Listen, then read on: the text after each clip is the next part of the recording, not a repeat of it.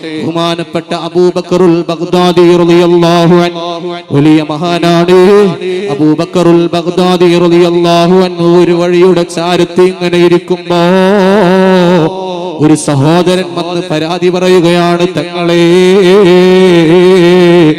എനിക്ക് മക്കളുണ്ട്, 3 മക്കളാണ്. എന്റെ മക്കള് ഖുർആൻ ഹിഫ്ള് പഠിക്കുന്ന മക്കളാണ്. എന്നാൽ ഇപ്പൊ എന്റെ മക്കൾ ഹിഫ്ള് പഠനത്തിൽ വളരെ പിന്നോട്ടാണ്. തുടക്കത്തിൽ വളരെ ഉഷാറായി പഠിച്ചിരുന്ന മക്കളാ. എന്നാൽ ഇപ്പോൾ എന്റെ മക്കളുടെ പഠനം വളരെ പിന്നോട്ടാണ്. ഓർമ്മയിൽ നിൽക്കുന്നില്ല, പറഞ്ഞതനുസരിക്കുന്നില്ല. ഉഷാറായ മക്കള് ബേക്കോട്ട് പോയി. എന്താണ് തങ്ങളെ പരിഹാരമെന്ന് ചോദിച്ചപ്പോ അബൂബക്കറുൽ ബഗ്ദാദി തങ്ങള് ആ പ്രിയപ്പെട്ട ഉപ്പയോട് പറയുകയാണ്, നിങ്ങൾ നിങ്ങളുടെ മക്കളെയും കൂട്ടി വരണോ? ആ പ്രിയപ്പെട്ട വാപ്പ മക്കളെയും കൂട്ടിയിട്ട് വരികയാണ്. മക്കളോട് പറഞ്ഞു, മക്കളെ നിങ്ങളുടെ വാപ്പ നിങ്ങളെ പറ്റി ഇങ്ങനെ പരാതി പറഞ്ഞിട്ടുണ്ട്, എന്തേ അതിന്റെ കാരണമെന്ന് ചോദിച്ചപ്പോ ആ വാപ്പയുടെ മുന്നിൽ വെച്ച് മക്കള് പറയാണ്, എന്റെ വാപ്പയെ ഇവിടെ നിന്ന് മാറ്റിയാൽ തങ്ങളെ എനിക്ക് കുറച്ച് സ്വകാര്യങ്ങൾ നിങ്ങളോട് പറയാനുണ്ട്. അബൂബക്കറുൽ ബഗ്ദാദി എന്ന മഹാനാ വാപ്പയോട് പറയാണ്, നിങ്ങൾ പുറത്തേക്ക് നിൽക്കണോ? നിങ്ങളുടെ മക്കൾക്ക് ചില സ്വകാര്യങ്ങൾ പറയാനുണ്ട്, അത് ഞാനൊന്ന് കേൾക്കട്ടെ, എന്നിട്ട് അതിന് പരിഹാരം നിർദ്ദേശിക്കാമെന്ന് പറഞ്ഞു വാപ്പയെ പുറത്താക്കി. മക്കള് പറയുന്നു, തങ്ങളെ ഞങ്ങളുടെ പഠനം പിന്നോട്ടാവാനുള്ള കാരണോ ഞങ്ങളുടെ ഉപ്പയാ, ഞങ്ങളുടെ ഉമ്മയാ. എന്റെ വീട്ടില് എന്റെ ഉമ്മയും ഉപ്പയും എപ്പോഴും വഴക്കാണ് തങ്ങളെ. എന്ത് പറഞ്ഞാലും കച്ചറയാണ്, വഴക്കാണ്, എപ്പോഴും അടിപിടിയാ. അതുകൊണ്ട് ഞങ്ങളെ മനസ്സിന്റെ ഉള്ളിലുള്ള സമാധാനം നഷ്ടപ്പെട്ടു. ഇൽമ പഠിക്കുന്ന മക്കൾക്ക് സമാധാനമില്ലാതായാൽ അവർക്ക് അറിവ് പഠിക്കാൻ കഴിയൂലല്ലോ. ഞങ്ങൾക്ക് സമാധാനമില്ല തങ്ങളെ, അതുകൊണ്ടാണ് ഞങ്ങൾ പഠിക്കാൻ പിന്നോട്ടായത് എന്ന് ആ മക്കള് പറഞ്ഞപ്പോ അബൂബക്കറുൽ ബഗ്ദാദി തങ്ങളെ ഈ വാപ്പയെ വിളിക്കുകയാ. വാപ്പയോട് പറഞ്ഞു, നിങ്ങൾ നിങ്ങളുടെ വീട്ടിൽ ഭാര്യയുമായി എപ്പോഴും വഴക്കാണ്, പ്രശ്നങ്ങളാണ്, അതിനൊരു പരിഹാരം വേണോ? എന്നാലല്ലാതെ നിങ്ങളെ മക്കൾ നന്നാവൂല എന്ന് അവിടുന്ന് ആണയിട്ട് പറഞ്ഞപ്പോ ആ പ്രിയപ്പെട്ട വാപ്പ പറയുന്നു, ശരിയാണ് തങ്ങളെ, ഞാനും എന്റെ ഭാര്യയും എപ്പോഴും വഴക്കിലാണ്. ഇല്ല തങ്ങളെ, ഇനി ഞങ്ങൾ ആ വഴക്ക് കൂടൂല തങ്ങളെ, ഇനി ഞങ്ങൾ അങ്ങനെ അടിപിടി ഉണ്ടാക്കൂല തങ്ങളെ എന്ന് ദൃഢനിശ്ചയം എടുത്തിട്ട് ആ പ്രിയപ്പെട്ട വാപ്പ വീട്ടിലേക്ക് പോവുകയാണ്. ഭാര്യയോട് വിഷയം പറയുകയാണ്, നമ്മളെ കച്ചറകാരനാണ് മക്കള് പഠിക്കാത്തത് എന്ന് പറഞ്ഞപ്പോ ഉമ്മയും തീരുമാനിച്ചു, ഇനി വഴക്ക് വേണ്ട. വീട്ടിൽ നല്ല സമാധാന അന്തരീക്ഷമുണ്ടായപ്പോ ഖുർആനിന്റെ പഠനത്തിൽ പിന്നോട്ട് നിന്ന മക്കള് മുമ്പോട്ട് കടന്നു വരികയാണ്, ഖുർആന് പഠിക്കുകയാണ്. അതേ ഖുർആനിന്റെ പഠനം പൂർത്തീകരിക്കുകയാണ്. മാസങ്ങൾക്ക് ശേഷം ഈ മക്കളെയും കൂട്ടിയിട്ട് അബൂബക്കറുൽ ബഗ്ദാദി തങ്ങളുടെ അടുത്തേക്ക് വന്ന് ചോദിക്കുന്നു, ഇപ്പൊ നിങ്ങളുടെ മക്കളുടെ അവസ്ഥ എന്താണ്? തങ്ങളെ ഒരുപാട് നന്ദിയുണ്ട് തങ്ങളെ, ഒരുപാട് നന്ദിയുണ്ട് തങ്ങളെ. ഇപ്പോൾ എന്റെ വീട്ടിൽ വലിയ സമാധാനമാണ്. എന്റെ മക്കൾ ഖുർആൻ മനപ്പാഠമാക്കി ഹാഫിളീങ്ങളായി സന്തോഷത്തിലാണ്, പറഞ്ഞതനുസരിക്കുന്നുണ്ട്. എല്ലാ ഉമ്മമാരും മനസ്സിലാക്കിക്കോ, നമ്മുടെ വീട്ടില് നല്ല ഒരു സമാധാനാന്തരീക്ഷം നമ്മുടെ മക്കൾക്കുണ്ടാക്കി കൊടുക്കണോ. ഭാര്യയും ഭർത്താവും ആകുമ്പോ ചിലപ്പോഴൊക്കെ പിണക്കങ്ങൾ ഉണ്ടാകാം, ചില പരസ്പര വഴക്കുകൾ ഉണ്ടാകാം. എന്നാൽ നമ്മുടെ മക്കളുടെ മനസ്സിൽ മുറിവുണ്ടാക്കുന്ന വഴക്കുകൾ ഉണ്ടാകരുത്.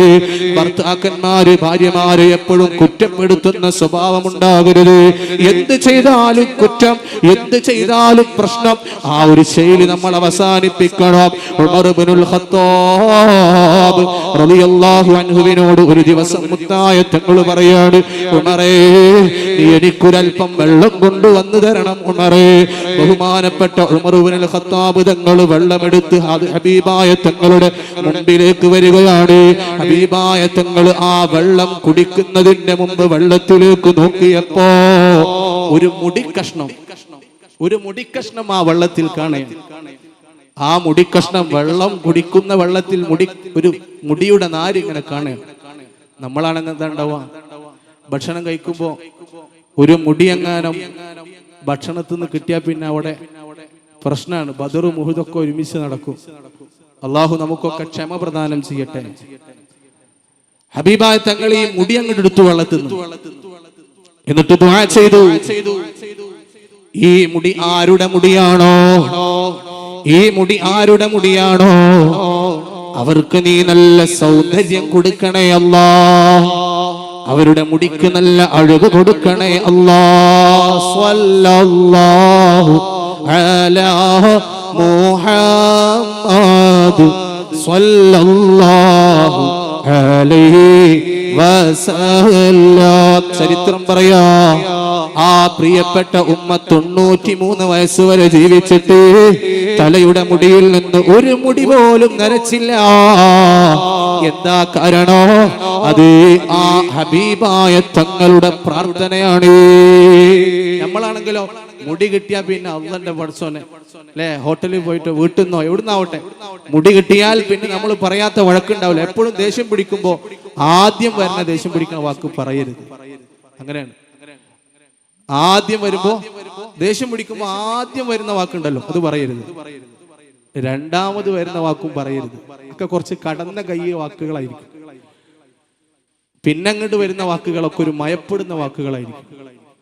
അതേ പറയാവൂ അല്ലെ? ചിലരുണ്ട് എന്ത് ചെയ്താലും കുറ്റായിരിക്കും. പ്രിയപ്പെട്ട സഹോദരിമാര് എന്ത് ചെയ്തു കൊടുത്താലും ചിലർക്ക് കുറ്റായിരിക്കും. സഹോദരിമാരിപ്പോ പറയണം അൽഹംദുലില്ലാ, അങ്ങനെ പറഞ്ഞോടിക്കും ഉസ്താദേ, അങ്ങനെ പറഞ്ഞോടുക്കും ഉസ്താദേ എന്ന് ഉമ്മമാര് ഇങ്ങനെ പറയുന്നുണ്ടാവും. ചിലരങ്ങനെയാണ്, എന്ത് ചെയ്താലും കുറ്റം, എന്ത് ചെയ്താലും കുറ്റപ്പെടുത്തുന്ന വാക്കുകളെ ഉണ്ടാവുള്ളൂ. പണ്ടൊരാളൊരു ഡ്രൈവിംഗ് പഠിക്കാൻ പോയി. മുമ്പിൽ പെട്ടെന്നൊരു ലോറി കടന്നു വന്നു. ലോറി കടന്നു വന്നപ്പോ ഡ്രൈവിംഗ് സീറ്റിന്റെ ഇപ്പുറത്തുള്ള ആള് പറഞ്ഞു, നിർത്ത് ലോറി ലോറി, ബ്രേക്ക് ചവിട്ടുക. ബ്രേക്ക് ചവിട്ടുന്നതിന് പകരം ഈ ഡ്രൈവർ ചവിട്ടിയത് ആക്സിലേറ്ററാണ്. നേരെ പോയി ഒരൊറ്റ ഇടിയാണ് ലോറിമക്ക്. നേരെ പോയി ഒരൊറ്റ ഇടിയാണ് ലോറിമക്ക്. പക്ഷെ അത് തന്റെ കുറ്റമാണ്, തന്റെ ഒരു വീഴ്ചയാണെന്ന് അവിടെ സമ്മതിക്കണില്ല. അത് ഈ വണ്ടി ഉണ്ടാക്കിയവരോ കുഴപ്പമാണ്. അല്ലെങ്കിലും ബ്രേക്കിന്റെ അടുത്ത് ആക്സിലേറ്റർ വെക്കും. വണ്ടി ഉണ്ടാക്കിയ ആൾക്കാർ തെറ്റാന്ന്. വണ്ടി ഉണ്ടാക്കിയ ആൾക്കാർ തെറ്റാ. കാരണം ബ്രേക്കിന്റെ അടുത്ത് ആക്സിലേറ്റർ വെച്ചാൽ പിന്നെ അങ്ങനെ തന്നെയല്ലേ എന്ന് സ്വന്തം കുറ്റം സമ്മതിക്കാതെ, സ്വന്തം വീഴ്ച സമ്മതിക്കാതെ അതും മറ്റൊരാളെ കുറ്റമായി പറയാം. ഇങ്ങനെയാണ് നമ്മളെ ശൈലിയൊക്കെ. നമ്മുടെ കുറ്റമായി നമ്മൾ ഒന്നിനെയും കാണൂല. എന്തുണ്ടെങ്കിലും അത് മറ്റുള്ളവരുടെ കുറ്റമായി നമ്മൾ പഴിചാരുന്നവരാണ്. അങ്ങനെ പാടില്ല. കുടുംബജീവിതം വളരെ സന്തോഷത്തിലും സ്നേഹത്തിലും ഐക്യത്തിലും കടന്നു പോകണം. ഭാര്യമാര് തലവേദന എന്ന് പറയുമ്പോ എന്റെ ഒരു തലവേദന, തലയുള്ളവർക്കൊക്കെ തലവേദന ഉണ്ടാവും, അങ്ങനെ പറയരുത്. ഭാര്യമാരാഗ്രഹിക്കുന്നത് നമ്മുടെ സ്നേഹത്തിന്റെ തലോടലാണ്. ഭാര്യ തലവേദനയുണ്ടെന്ന് പറയുമ്പോ ഒരു ഡോക്ടറെയും കാണിക്കാതെ മാറും. ഞാൻ ക്ലിപ്പാക്കണ്ട, പേടിക്കുന്ന കാലാണ്. ഡോക്ടറെ കാണിക്കണ്ടതല്ല പറഞ്ഞത്. എന്ത് രോഗം വന്നാലും ഡോക്ടറെ കാണിക്കണം, ചികിത്സിക്കണം. പക്ഷേ ഒരു സൈക്കോളജിക്കൽ മൂവ്മെന്റ് പറഞ്ഞതാണ്. ഒരു ഭാര്യ തലവേദനയുണ്ട് എന്ന് പറഞ്ഞാൽ ഭർത്താവ് ആ ഭാര്യയെ നെഞ്ചോട് ചേർത്ത് വെച്ച് തലയിൽ തലോടി, മോളെ തലവേദനിക്കുന്നു, മാറിക്കോളും, വിഷമിക്കണ്ട എന്നൊരു സന്തോഷത്തിന്റെ വാക്ക് പറയുന്ന ഭർത്താവുണ്ടോ? ഒരു ഡോക്ടറെയും കാണിക്കാതെ തലവേദന മാറും. അതാണ് ആ പെണ്ണ് പ്രതീക്ഷിക്കുന്നതും. ഡ്രസ്സുകൾ കുറെ അലക്കി, ഭാര്യമാര് കുറെ ഡ്രസ്സ് അലക്കി. ഭർത്താക്കന്മാര് വന്നപ്പോ പറയണേ, ഞാൻ നിങ്ങൾക്ക് ഇങ്ങനെ നടന്നാ മതി, ഞാൻ ഇന്ന് ഉച്ചക്ക് തുടങ്ങി അലക്കൽ, അസുറാൻ കൊടുക്കുമ്പോൾ അതിന്റെ അലക്കൽ കഴിഞ്ഞ് നിങ്ങൾക്ക് ഇങ്ങനെ നടന്നാ മതി, കുട്ടികളെ ഞാൻ നോക്കണം, അലക്കണം, ഒക്കെ ചെയ്യണം. അലക്കിയിട്ട് അസുറാൻ കൊടുക്കുമ്പോൾ അതിന്റെ അലക്കൽ കഴിഞ്ഞ് എന്നാ ഞാനൊരു വാഷിംഗ് മെഷീൻ വാങ്ങി തരാം. അങ്ങനെയാണോ നമ്മൾ പറയണ്ടേ? അനക്ക് ഞാൻ ഒരു വാഷിംഗ് മെഷീൻ വാങ്ങി തരാം, അങ്ങനല്ല പറയേണ്ടത്. ആ ഭാര്യ പ്രതീക്ഷിക്കുന്നത് ഭർത്താവിൽ നിന്നുള്ള ഒരു സ്നേഹത്തിന്റെ വാക്കാണ്. എന്റെ മോള് എന്റെ പ്രിയപ്പെട്ട പെണ്ണ് അലക്കിയോ, പഠിച്ചോനെ ഇജ് കഷ്ടപ്പെട്ട് അലക്കിയതാലേ, ഇജ് വല്ലാതെ പ്രയാസപ്പെട്ടൂലേ, പഠിച്ചോൻ എനിക്ക് ബർക്കത്ത് ചെയ്യട്ടെ, ഇജുള്ളോണ്ടാ നമ്മളെ കാര്യങ്ങളൊക്കെ ഇങ്ങനെ മുന്നോട്ട് പോണത്. ഈ ഒരു സ്നേഹത്തിന്റെ വാക്ക് പറയാറുണ്ടോ? ഈ ഒരു സ്നേഹത്തിന്റെ വാക്ക് പറയാറുണ്ടോ? റമദാൻ കഴിഞ്ഞിട്ടാണ് ശവ്വാലിലേക്ക് നമ്മൾ എത്തിയത്. റമദാനിൽ ഉമ്മമാർക്ക് ഒഴിവില്ല. അതേ രാത്രിയിൽ അവര് അത്താഴം ഉണ്ടാക്കണമെങ്കിൽ എത്ര നേരത്തെ എഴുന്നേൽക്കണം, നോമ്പുതുറയുടെ വിഭവങ്ങൾ ഒരുത്തണമെങ്കിൽ എത്ര നേരത്തെ എഴുന്നേൽക്കണം. ഒരാൾക്ക് പറ്റുന്നത് അടുത്ത ആൾക്ക് പറ്റൂല, മൂത്ത കുട്ടിക്ക് പറ്റുന്നത് ഇടയ കുട്ടിക്ക് പറ്റൂല. അങ്ങനെ ഓരോരുത്തർക്കും ഒപ്പിച്ചുണ്ടാക്കണം. അങ്ങനെ ഉണ്ടാക്കുന്ന ഉമ്മമാരോട് സ്നേഹത്തോടെ നിൽക്കണ്ടേ. നമ്മുടെ വീടിന്റെ വിളക്കാണ് സഹോദരിമാര്. ഒരു വീടിന്റെ വെളിച്ചം, ഒരു വീടിന്റെ പ്രകാശം, ഒരു വീടിന്റെ വിളക്ക് അത് നമ്മുടെ ഉമ്മയാണ്, അത് നമ്മുടെ ഭാര്യയാണ്. അല്ലാഹ് ഞങ്ങളെ ഉമ്മമാർക്ക് ഭാര്യമാർക്ക് ആഫിയത്ത് നൽകണേ അല്ലാഹ്, ദീർഘായുസ്സ് നൽകണേ അല്ലാഹ്. എന്നാൽ ഉമ്മമാരെ, നിങ്ങൾ ഭർത്താക്കന്മാരെ ഡ്രസ്സ് അലക്കി കൊടുക്കുമ്പോ അതിലൊരു മടിയും കാണിക്കൂലെന്ന് എനിക്കറിയാം. എന്നാലും നിങ്ങളോട് ഞാൻ ഓർമ്മപ്പെടുത്തുകയാണ്, തന്റെ പ്രിയപ്പെട്ട ഭർത്താവിന്റെ ഡ്രസ്സ് അലക്കി കൊടുക്കുമ്പോ ഡ്രസ്സിലുള്ള അഴുക്കുകൾ, ചെളികൾ വെള്ളത്തിലൂടെ ഒഴുകിപ്പോകുന്നത് പോലെ നമ്മുടെ ചെളികളും നമ്മുടെ പാപങ്ങളും അല്ലാഹു തആല കഴുകി വൃത്തിയാക്കുമെന്ന് നബി മുഹമ്മദ് മുസ്തഫ. മക്കളുടെ ഡ്രസ്സ് ഉമ്മമാര് അലക്കുമ്പോ ആ മക്കളെ വസ്ത്രത്തിലുള്ള ചെളികൾ പോകുന്നത് പോലെ നമ്മുടെ ജീവിതത്തിൽ സംഭവിച്ചു പോയ തെറ്റുകുറ്റങ്ങള് അല്ലാഹു തആല പുറത്തു തരുന്നതാ. അല്ലാഹ് ഞങ്ങളെ ജീവിതത്തിൽ സംഭവിച്ചു പോയ എല്ലാ തെറ്റുകുറ്റങ്ങളും നീ ഞങ്ങളോട് മാപ്പാക്കണേ അല്ലാഹ്. അൽഹംദുലില്ലാഹ്, നമുക്കിന്ന് അവസരങ്ങളേറെയാണ്, നമുക്കിന്ന് സാഹചര്യം അനുകൂലമാണ്. ഈ മൂളപ്പുറത്ത് സുന്നി മഹല്ലിന്റെ മസ്ജിദിന്റെ നേതൃത്വത്തിൽ അൽഹംദുലില്ലാഹ് ഒരുപാട് ഈ മഹല്ലത്തിന്റെ കീഴിലുള്ള വീടുകള് അൽഹംദുലില്ലാഹ് സഹായിച്ചും സഹകരിച്ചും നമ്മുടെ പള്ളിയും മദ്രസയും അൽഹംദുലില്ലാഹ് 50-ലേറെ വരുന്ന മുതഅല്ലിമീങ്ങള് ഹാഫിളീങ്ങൾ ഇവിടെ പഠിക്കാൻ വന്നില്ലേ? അതിനെ സന്തോഷത്തോടെ സ്വീകരിച്ച മൂളപ്പുറത്തുള്ള വാപ്പമാരെ, സഹോദരങ്ങളെ, ചെറുപ്പക്കാരെ, ഏറ്റവും സ്നേഹമുള്ളതിന്റെ കമ്മിറ്റി ഭാരവാഹികളെ, അൽഹംദുലില്ലാഹ് അത് ഈ നാടിന്റെ വെളിച്ചമാണ്. മഹാനായ മടവൂർ ശൈഖുനേറെ ബന്ധപ്പെട്ട ഒരു നാടാണ് ഈ നാട് എന്നറിയാൻ കഴിഞ്ഞു. ഇന്നലെ ഞാൻ പ്രിയപ്പെട്ട നമ്മുടെ KP ഹാജിന്റെ വീട്ടിൽ പോയി. KP ഹാജി എപ്പോ കണ്ടാലും മടവൂർ ശൈഖുനയുടെ മദ്ഹുകളാണ് എന്നോട് പറയാറുള്ളത്. KP ഹാജി എന്നോട് പറഞ്ഞു, ശൈഖുന വരുമ്പോ എന്റെ വീട്ടില് പലപ്പോഴും കയറിയിട്ടുണ്ട്, ശൈഖുന കിടന്ന കട്ടില് ഇപ്പോഴും എന്റെ വീട്ടിലുണ്ടെന്ന് പറഞ്ഞപ്പോ ഞാൻ KP ഹാജിയോട് പറഞ്ഞു, എന്നാൽ നിങ്ങളെ വീട്ടിലേക്കൊന്ന് വരണം, ആ കട്ടിലൊന്ന് കാണണോ. ശൈഖുനയെ കണ്ടിട്ടില്ലെങ്കിലും ശൈഖുന കിടന്ന കട്ടിലൊന്ന് കാണാന്ന് പറഞ്ഞാൽ അത് വിശ്വാസികളുടെ മുഹിബ്ബീങ്ങളുടെ ഒരു ആഗ്രഹമാണല്ലോ. ഞാൻ പറഞ്ഞു എനിക്ക് വരണോ എന്ന് പറഞ്ഞപ്പോ KP ഹാജി ഇന്നലെ അസറിന് ശേഷം അവരെ വീട്ടിലേക്ക് കൊണ്ടുപോയി. ശൈഖുനയുടെ മദ്ഹുകളാണ് മുഴുവനും പറയുന്നത്. ശൈഖുനയെ പറയുമ്പോ അദ്ദേഹത്തിന്റെ കണ്ണ് നിറയുന്നത് ഞാൻ കണ്ടു. അവര് ശൈഖുന കിടന്ന കട്ടിൽ കാണിച്ചു തന്നു. ആ കട്ടിലിൽ മുത്തം വെക്കുമ്പോ എന്തൊരു സന്തോഷമാ. മഹാനായ മടവൂർ ശൈഖുനായുടെ ആണ്ട് നേർച്ചയുടെ പരിപാടി നാളെ ഇൻഷാ അല്ലാഹ് 100 കണക്കിന് ആളുകൾ ഇവിടെ മജ്‌ലിസിൽ പങ്കെടുക്കാനിരിക്കുകയാണ്. ഇൻഷാ അല്ലാഹ് 1000-ലേറെ കുടുംബങ്ങൾ തീർച്ചയായും നാളത്തെ നമ്മുടെ മജ്‌ലിസിൽ ഇൻഷാ അല്ലാഹ് പല ദിക്കുകളിൽ നിന്ന്, കാസർഗോഡ് നിന്ന്, തിരുവനന്തപുരത്ത് നിന്ന്, കണ്ണൂരിൽ നിന്ന്, തൃശ്ശൂരിൽ നിന്ന്, പല ദിക്കുകളിൽ നിന്ന് ആളുകൾ നമ്മുടെ മൂളപ്പുറത്തിന്റെ മണ്ണിലേക്ക് വരുന്നത് എന്ത് കണ്ടിട്ടാ? ഹമീജ ലത്തീഫിയെ കണ്ടിട്ടല്ല, മൂളപ്പുറത്തെ പള്ളി കണ്ടിട്ടല്ല, മൂളപ്പുറത്തെ കമ്മിറ്റിക്കാരെ കണ്ടിട്ടല്ല, ഇവിടെയുള്ള മറ്റ് സുഖ സൗകര്യങ്ങൾ കണ്ടിട്ടല്ല, മറിച്ച് മഹാനായ മടവൂർ ശൈഖുന ഖുതുബുൽ ആലം CM വലിയുല്ലാഹിയുടെ പൊരുത്തം പ്രതീക്ഷിച്ചു വരികയാണ് ഇൻഷാ അല്ലാഹ്. മടവൂർ ശൈഖുന എന്ത് പറഞ്ഞാലും അവിടുത്തെ വാക്കിന് വലിയ അസറല്ലേ. രോഗമാണ്, വിഷമമാണ്, ഓപ്പറേഷൻ ചെയ്യണമെന്ന് ഡോക്ടർമാര് പറഞ്ഞിട്ടുണ്ട് എന്ന് പറഞ്ഞ രോഗികൾ ശൈഖുനാന്റെ മുമ്പിലേക്ക് വരുമ്പോ ഒരൊറ്റ വാക്കാണ്, ഓപ്പറേഷൻ വേണ്ടതില്ല, രോഗം മാറി എന്ന് ശൈഖുന പറയുമ്പോ എത്ര ആളുകളെ രോഗമാ മാറിപ്പോയത്.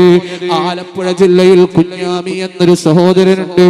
അദ്ദേഹത്തിന്റെ ഭാര്യക്ക് വയറ്റിലൊരു മുഴയുണ്ടായിരുന്നു. ഒരുപാട് ഡോക്ടർമാരെ കാണിച്ചതാണ്. അവരൊക്കെ പറഞ്ഞു ഓപ്പറേഷൻ ചെയ്താലേ ഈ രോഗം മാറുകയുള്ളൂ. അങ്ങനെ ഇരിക്കുമ്പോഴാണ് ആലപ്പുഴയിലുള്ള കുഞ്ഞാമി എന്ന ഈ സഹോദരനോട് അയൽവാസികൾ പറഞ്ഞു കൊടുക്കുന്നത് മടവൂർ ശൈഖുനയെ പറ്റിയിട്ട്. കേട്ടപ്പോ ഇദ്ദേഹത്തിന് തീരുമാനമെടുത്തു, എനിക്ക് മടവൂർ ശൈഖുനയെ കാണണോ. ഇടിയങ്ങരയിലെ മൂപ്പന്റെ വീട്ടിലേക്ക് വരാൻ വേണ്ടി തയ്യാറാവുകയാണ്. കൂടെയുള്ള സുഹൃത്തുക്കളെ വിളിച്ചു. അതിലൊരു സുഹൃത്തിന്റെ തൊണ്ടക്ക് വല്ലാത്ത വേദനയാണ്, എന്ത് കഴിച്ചാലും വേദനയാണ്, ഒരു ഗ്ലാസ് വെള്ളം പോലും കുടിക്കാൻ പറ്റാത്ത രൂപത്തിൽ വേദനയാണ്. ആ സഹോദരൻ പറഞ്ഞു ഞാനും വരുന്നുണ്ട്, മടവൂർ ശൈഖുനാനെ കാണാനല്ലേ. അങ്ങനെ ഇവര് വണ്ടി വിളിച്ച്, ഇദ്ദേഹത്തിന്റെ ഭാര്യയുണ്ട്, സുഹൃത്തുക്കളുണ്ട്, എല്ലാവരും കൂടി കോഴിക്കോട് ഇടിയങ്ങര മൂപ്പന്റെ വീട്ടിലേക്ക് ശൈഖുനയെ കാണാൻ പോയപ്പോ അതേ അന്ന് ശൈഖുനയുടെ വീട്ടിൽ സന്ദർശനം നിർത്തിവെച്ചിരിക്കുകയാണ്. ശൈഖുനാന്റെ വീട്ടിൽ സന്ദർശനം ഇല്ല എന്ന് അനൗൺസ് വന്ന സമയമാണ്. ഇന്നാർക്കും സന്ദർശനമില്ല, സന്ദർശനം അവസാനിച്ചിട്ടുണ്ട്. ഇദ്ദേഹം വരണ ഇവിടുന്ന് ആലപ്പുഴയിൽ നിന്ന് കോഴിക്കോട് എത്തിയത് ശൈഖുനാനെ കാണാനുള്ള ഒരൊറ്റ ലക്ഷ്യത്തിൽ. അപ്പോഴാണ് ഇത് കേൾക്കണത്. ഉള്ളിലുള്ള ശൈഖുന ഇവരെ കാണുകയോ ഒന്നും ചെയ്തിട്ടില്ല. പക്ഷേ ഇങ്ങനൊരു വിവരം കിട്ടി, സന്ദർശനം ഇപ്പോൾ ഇല്ല എന്ന്. ഇവര് വല്ലാതെ വിഷമിച്ചുപോയി. പക്ഷേ ഉള്ളിൽ നിന്ന് മൂപ്പൻ വന്ന് ഇവരെ വിളിക്കാൻ, നിങ്ങളെ മടവൂർ ശൈഖുന വിളിക്കുന്നുണ്ട്. ആലപ്പുഴയിൽ നിന്ന് വന്നവരാരെ അവരെ മടവൂർ ശൈഖുന വിളിക്കുന്നുണ്ട്. ആലപ്പുഴയിൽ നിന്ന് വന്നെന്ന് ആരോടും പറഞ്ഞിട്ടില്ല. പക്ഷേ ശൈഖുന കണക്ക് തിരിയും. ശൈഖുന അവിടെ കിടന്ന കിടത്തത്തിൽ നിന്ന് മനസ്സിലാക്കി മൂപ്പനോട് പറഞ്ഞു, ആലപ്പുഴയിൽ നിന്ന് വന്നവരെ വിളിക്കണം. വിളിച്ചു. ഇവർ അത്ഭുതപ്പെട്ടു, ഞങ്ങൾ ഇവിടെ വന്നത് എങ്ങനെ അറിഞ്ഞ്, അത് ഞങ്ങൾ ആലപ്പുഴക്കാരാന്ന് എങ്ങനെ അറിഞ്ഞു. ഉള്ളിലേക്ക് കയറിയപ്പോൾ ശൈഖുന എവിടുന്നാണ്, എന്താണ് പ്രശ്നം എന്നൊന്നും ചോദിച്ചിട്ടില്ല. കണ്ടപാട് പറഞ്ഞു ഓപ്പറേഷൻ വേണ്ടതില്ല, ഓപ്പറേഷൻ വേണ്ടതില്ല. സുബ്ഹാനല്ലാഹ്. ആ സഹോദരിയുടെ രോഗം പിന്നെ അത് മാറി, ഓപ്പറേഷൻ ഇല്ലാതെ തന്നെ സുഖപ്പെട്ടു. ഇത് ഞാൻ എവിടുന്നോ കേട്ടത് പറഞ്ഞല്ല. ഞങ്ങള് പഠിക്കുന്ന സമയത്ത് പിരിവിന് ഇദ്ദേഹത്തിന്റെ വീട്ടിലേക്ക് പോയിരുന്നു. ഒരു പ്രചരണ പിരിവിന് പോയപ്പോ അപ്പം നേരിട്ടിനോട് പറഞ്ഞതാണ് ഈ കുഞ്ഞാമി സഹോദരൻ, ഭാര്യന്റെ രോഗം ശൈഖുനാന്റെ ഒറ്റ വാക്ക്. എല്ലാ ഡോക്ടർമാരും വിധി എഴുതി ഓപ്പറേഷൻ വേണം, ഒറ്റ വാക്ക്, ഓപ്പറേഷൻ വേണ്ടതില്ല. എന്താ പ്രശ്നം ഒന്നും കൂടി ചോദിച്ചില്ല, കണ്ടപാട് പറഞ്ഞു ഓപ്പറേഷൻ വേണ്ടതില്ല. അപ്പൊ അപ്പുറത്തേക്കുന്ന ആള് പറഞ്ഞു, എനിക്കിങ്ങനെ ഒന്നും കുടിക്കാൻ പറ്റാത്ത വിഷമമുണ്ട്, എന്ത് കഴിച്ചാലും വേദനയാണ്, തൊണ്ടക്ക് വലിയ വേദന വരുന്നുണ്ട്, ഇറക്കാൻ ബുദ്ധിമുട്ടുണ്ട്, വെള്ളം കുടിക്കാനും ഭക്ഷണം കഴിക്കാനും ഒക്കെ പ്രയാസമുണ്ട് എന്ന് പറഞ്ഞപ്പോ അദ്ദേഹത്തോട് പറയാണ് ശൈഖുനാന്റെ ഒരു വാക്ക് നിങ്ങൾ നോക്കി. അദ്ദേഹത്തോട് പറയാണ്, താഴെ പീടികയിൽ നിന്ന് സോഡ വാങ്ങി കുടിച്ചോളൂ. ശ്രദ്ധിക്കുക, ഒരു ഗ്ലാസ് വെള്ളം പോലും കുടിക്കാൻ പറ്റാത്ത മനുഷ്യനോട് പറയണത് താഴെ പീടികയിൽ നിന്ന് സോഡ വാങ്ങി കുടിച്ചോളൂ. അദ്ദേഹം താഴെ പീടികയിൽ നിന്ന് ശൈഖുന പറഞ്ഞതുപോലെ കേട്ടു, സോഡ വാങ്ങി കുടിക്കാൻ. അദ്ദേഹത്തിനൊരു പ്രശ്നവുമില്ല. ആ ബുദ്ധിമുട്ട് ആ ഒരൊറ്റ വാക്കുകൊണ്ട് മാറേണ്.